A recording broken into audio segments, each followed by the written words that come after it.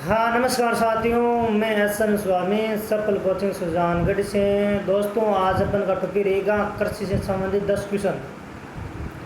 और दोस्तों जो मैं क्वेश्चन आपको करा रहा हूँ, जो क्वेश्चन है कृषि से संबंधित जो क्वेश्चन है ये एग्जाम में बार बार पूछे गए हैं।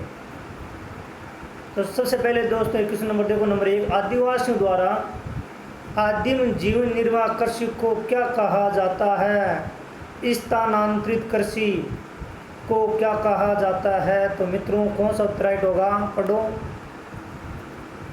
आदिम जीवन निर्वाह कृषि कई बार पूछा गया क्वेश्चन, कई बार। ए में वालरा है, ब में शहरी है, स में मोनो है और द में सभी है। तो दोस्तों इस कृषि को, वेरी गुड, इस कृषि को वालरा कहा जाता है। अगर इसी कृषि को आदिवासी पहाड़ी क्षेत्र पर करते हैं तो चिम्माता कहा जाता है, और इसी कृषि को अगर आदिवासी मैदानी क्षेत्र में करते हैं तो दजिया कहा जाता है। शहरी रेशम उत्पादन के लिए है। और मित्रों मोनोकल्चर एक ही खेत में एक ही वर्ष में एक ही फसल को लेना जिसे मोनोकल्चर कहा जाता है, और वो होती है आपकी खरीफ की फसल। कौन सी फसल है?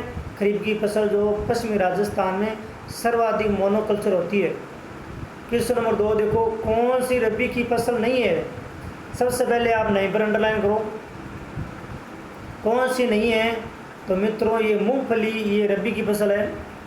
बाकी तीनों फसल रबी की, मूंगफली खरीफ की फसल है। गेहूँ, चना, मसूर ये रबी की फसल है। तो राइट कौन सा हो गया? मूंगफली, ये रबी की फसल है। दोस्तों अभी बुआई चल रही है इसकी। क्वेश्चन नंबर 3, रेशम उत्पादन के लिए विशेष कृषि की जाती है। रेशम उत्पादन के लिए कौन सी कृषि की जाती है?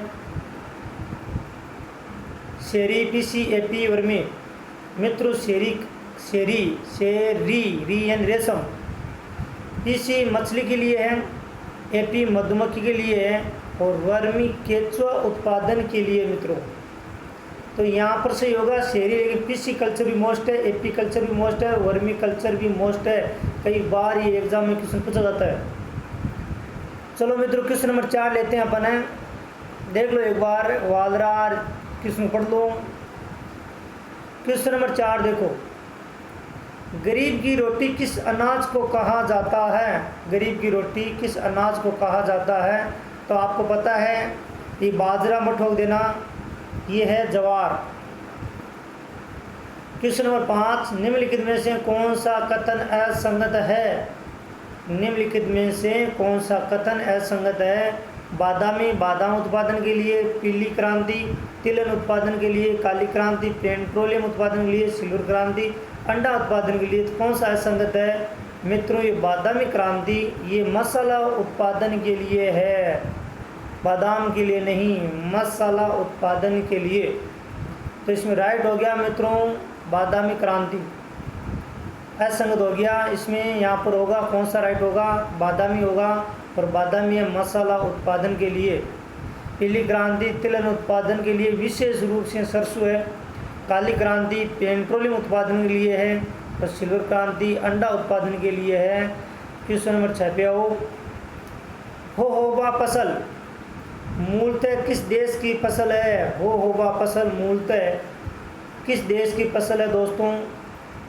तो यहाँ पे मूलतः पूछा, मूलतः, तो मूलतः है मेक्सिको की, और ये भारत में उगाई गई इजराइल के सहयोग से। यहाँ की अब संस्था एक कादरी के द्वारा उगाई गई होहोबा फसल, और इसका वैज्ञानिक नाम है सिमोन डेसिया। सिमोन डेसिया वैज्ञानिक नाम है इसका।